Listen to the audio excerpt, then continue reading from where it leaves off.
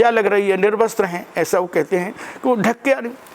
तो इसको देख के भी लोग बड़े आश्चर्य करते हैं, वो भी घुमाने वाली बात है। तो क्या ऐसा विचार ब्रजगोपियों के लिए भी अपने शरीर?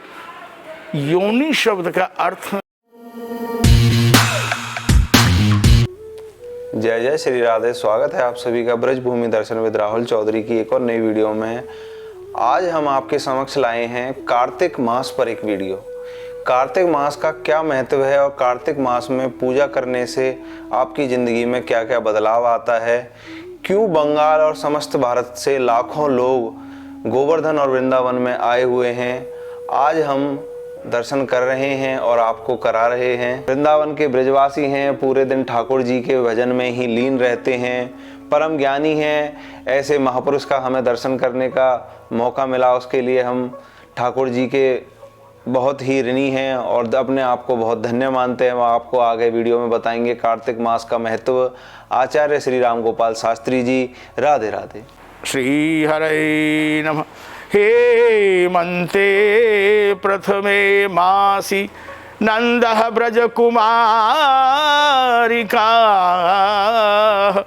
चेरुर्हविष्यं भुञ्जाना कात्यायनी अर्चना व्रतम। ये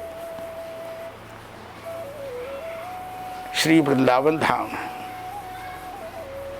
और विशेष बात यह है, इस समय कार्तिक का महीना आरंभ हो गया। कार्तिक का महीना और अभी शरद ऋतु चल रही है, माने हेमंत से पहली ऋतु चल रही है। हमारे यहाँ 6 ऋतु मानी जाती हैं, जो किसी अन्य देश में 6 ऋतु नहीं होती। वहाँ केवल वर्षा, गर्मी, सर्दी ऐसे बोलते, लेकिन यहाँ 6 ऋतु हैं। सबसे पहले बसंत ऋतु है, सबसे बड़ी है, और बसंत ऋतु ऋतुओं का राजा। उसके बाद में ग्रीष्म ऋतु आती है। ग्रीष्म ऋतु के बाद में पावस आती है, पावस माने वर्षा। उसके बाद में हेमंत ऋतु शुरू होती, ये शरद शुरू होगी, फिर हेमंत और फिर शिशिर। ये 6 ऋतु। इनमें 12 महीना 2-2 महीने की एक ऋतु होती है, ऐसे मान लें। तो उनमें कार्तिक का महीना वृंदावन के लिए साधन करने वाले साधकों को सबसे ज़्यादा उपयोगी है। 12 महीनाओं में सबसे ज़्यादा यदि कोई महीना उपयोगी है तो कार्तिक साधन के लिए, क्योंकि ब्रजगोपियों ने भी जो साधन किया वो इसी महीने में किया।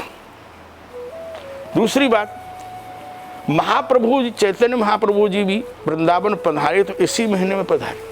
आज जो आप देखते हैं, विशेषकर गौड़ीय संप्रदाय के जितने भी मंदिर, जितने भी लोग जुड़े हुए हैं, वे सब कार्तिक महीने में वृंदावन आते हैं। वृंदावन की बड़ी महिमा होती है। यहाँ कोई परिक्रमा लगा रहे हैं, राधा दामोदर में परिक्रमा लग रही है, और यहाँ कोई भोजन करा रहे हैं, कोई व्रत कर रहे हैं, कोई भजन कर रहे हैं, कोई भागवत सुन रहे हैं, कोई भागवत करा रहे हैं, कोई पाठ कर रहे हैं, कोई पूजन कर रहे हैं, और अपने ठाकुर। सबसे बड़ी बात और क्या होता है, कार्तिक का महीना बड़ा संयम का, बड़ा व्रत नियम का। सवेरे यमुना जी में गोता, और फिर लोग दर्शन के लिए चलेंगे। सब श्याम सुंदर जी की, राधा श्याम सुंदर जी की सबसे पहले दर्शन राधा श्याम सुंदर जी के 3:30 बजे, राधा दामोदर जी 4 बजे, गोविंद जी 4:30 बजे, सेवा कुंज 5:45, फिर राधा वल्लभ जी 5:45, ऐसे वहां तक पहुंच जाए। क्रम बन गया है कि आपको फुर्सत ही नहीं, आप लगे रहिए परिक्रमा। सवेरे जो यहाँ रहता है वो जानता है कि यहाँ का आनंद क्या है। यहाँ कोई संपत्ति नहीं है, यहाँ कोई ऐसा आराम का कोई साधन ऐसा नहीं है जिसके लिए हम यहाँ वृंदावन आमें। यहाँ तो जो सहन कर सकता है, जो साधना कर सकता है, जिसके मन में ठाकुर जी प्रेरणा करते हैं, जो भगवत प्राप्ति करना चाहता है, जो इस भौतिकता से हटके जो भगवत प्राप्ति के जो इच्छुक हैं, उत्सुक हैं, उनके लिए ही इसका महत्व है। वृंदावन में कार्तिक का महीना ब्रजगोपियों ने यही महीना चुना होगा ऐसा लगता। उसमें दो भाव हैं। प्राय टीकाकार हेमंत ऋतु का कहते हैं। हेमंत ऋतु अगहन के मास से शुरू होती है, पर वो कहते हैं भागवत जी में श्लोक जो है ये दोनों बातें कहता है, ये पकड़ में जल्दी नहीं आता। हेमंते प्रथमे मासी, हेमंते प्रथमे माने हेमंत ऋतु का पहला महीना तो अगहन का महीना आ गया, पहला महीना। और हेमंते प्रथमे, हेमंत ऋतु से पहला महीना, तो इस पर आचार्य लोग अटक गए। जो ब्रज के जो हिंदी साहित्य के जो महापुरुष हैं उन्होंने प्राय कार्तिक को ही ज़्यादा श्रेय दिया है। कार्तिक महीना नहान ऐसा कुछ है, तो वो कार्तिक में ब्रज गोपियाँ नहाई। और आज भी व्यवहार में भी हमने देखा है, हमारे गांवों में, ब्रज के गांवों में आज भी छोटी छोटी बालिकाएं वे 4 बजे जगेंगी और अपने गांव में, तालाब में, कुआं में, जहाँ जिनके जो साधन हैं वहाँ जाके स्नान करेंगी। वृंदावन की यमुना जी में स्नान करती हैं, आज भी करती हैं, कार्तिक के महीने में ज़्यादा करती हैं। तो उसमें वे जो गोपी हैं नंद ब्रज कुमारिका, वे बाबा नंद के ब्रज की कुमारिकाएं हैं। कुमार का शब्द भी एक आयु का ही निर्धारण करता है। कुमार का शब्द का अर्थ है कि कुमारी माने आयु, एक आयु बताई गई उसमें। कितनी बड़ी थी वो? 20 वर्ष की नहीं थी, वो 25 वर्ष वाली गोपी नहीं थी, वो 30 वर्ष की नहीं थी, 16 की नहीं है। कुमारिका, तो कुमार का क्या है? जन्म से लेकर के 5 वर्ष तक की जो आयु है उसको कुमार अथवा कुमारी कहा है। कौमारम पंचमावदांतम, कौमारम पंचमावदांतम पौगंडम दशमे वचन। जन्म से 5 वर्ष तक की अवस्था कुमार अवस्था है। बेटा है तो कुमार बोला जाएगा और बेटी है तो कुमारी बोली। उसके बाद में 6 से पौगंड अवस्था शुरू होती है जो 10 वर्ष तक रहती है। पौगंडम दशमे वचन। भगवान की लीला भी देखिए भागवत जी, आरंभ से लेकर के माने 3 आयु है भगवान की ब्रज में। पहली बाल लीला, बाल लीला लगभग गोकुल में और वृंदावन पहुंचने तक हो जाती। उसके बाद जहाँ से गाय चराने का क्रम शुरू होता है वहाँ से पौगंड लीला शुरू होती है। सुखदेव जी महाराज कहते हैं ततस्य पौगंड वह श्रुतौ व्रजे बभूव तुस्तौ पशुपाल सम्मतौ। पौगंड अवस्था, पौगंड क्या होता है? पौ शब्द का अर्थ है पुष्ट और गंड शब्द का अर्थ है कपोल। छोटे बच्चे के कपोल जब पुष्ट हो जाएं, सुखदेव जी ने बड़ा सुंदर एक श्लोक बोला है युगल गीत में। भगवान के जो कपोल है वो कैसे? बदर पांड बदनो मृदुगंडम। बदर पांड, बदरु, बदर माने बेर, बेर जैसे पीला एकदम ललोही लिए चमक होती है, ऐसे ठाकुर जी के कपोल हैं, ऐसे सुंदर भगवान है।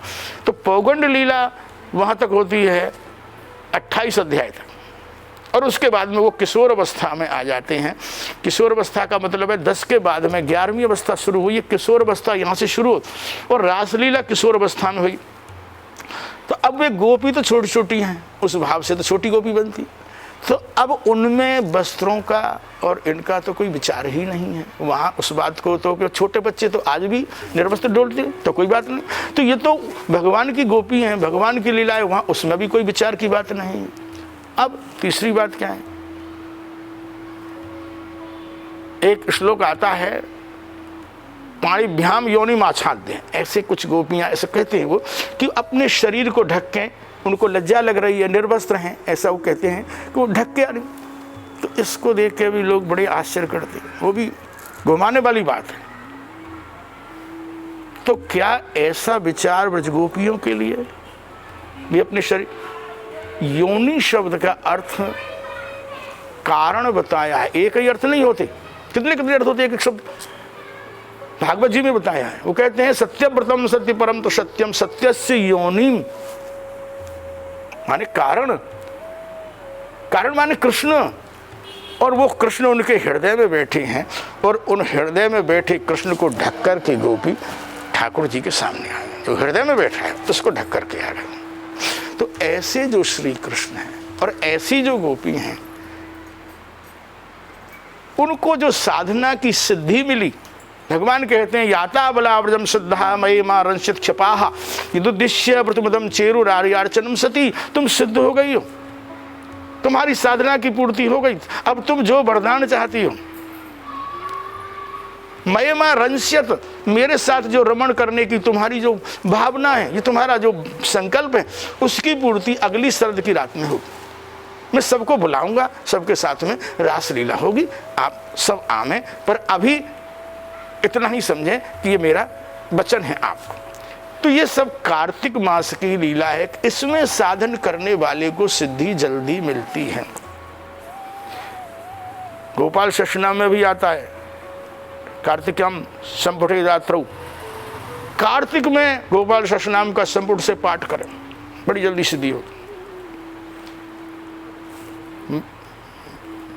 पीपल के नीचे हो, बटवृक्ष के नीचे हो, गोपाल मूर्ति सन्निध हो, गोपाल जी के सामने हो, तो भी किसी प्रकार से यह मास साधन करने वालों को बड़ा ही उपयोगी है। उनको साधन जरूर करना चाहिए, यही वृंदावन का लाभ है। केवल सोते रहो, 8 बजे सो के जगने वाले को कुछ मिलने वाला नहीं। जो विषयों के लिए आया है तो सब अपने जो आए हैं वृंदावन में, कोई तमाशा देखने आए हैं, कोई गोलगप्पे खाने आए हैं, कोई भल्ले खाने आए हैं, तो उनको जो जिसके लिए आया है उनके विषय की पूर्ति हो रही है। और जो भगवत प्राप्ति को आया है उसको भगवान तुरंत मिलते हैं। वृंदावन में कहीं कोई साधना नहीं है तो खेल रहे हैं। यहाँ का तो एक छोटा सा और सूत्र है, कहते हैं श्री हरिवंश जी महाराज के ग्रंथों में, राधा बल्लभ संप्रदाय के में, वृंदावन में जो कछु कहूँ, जो वृंदावन में जो कहूँ भजन कछु ना होए, रज तो उड़ लागे तन्ही पीवत जमुना तो। यहाँ तो ये रज शरीर से लग जाए, यमुना जी का जल पीवे और यहाँ उनके दर्शन बेला करे, जो बने बने। या सोएगा तो भी वो आवाज़ तो आएगी, उसको आप रोक नहीं सकते, वो धूल तो उड़ेगी, वो रज तो उड़ेगी। तो आपका इसी में कल्याण हो जाएगा, कहीं जाने की कोई ज़रूरत नहीं है। इसलिए कार्तिक मास वृंदावन धाम बंधनीय है, इनको बंधन करके वाणी को विराम।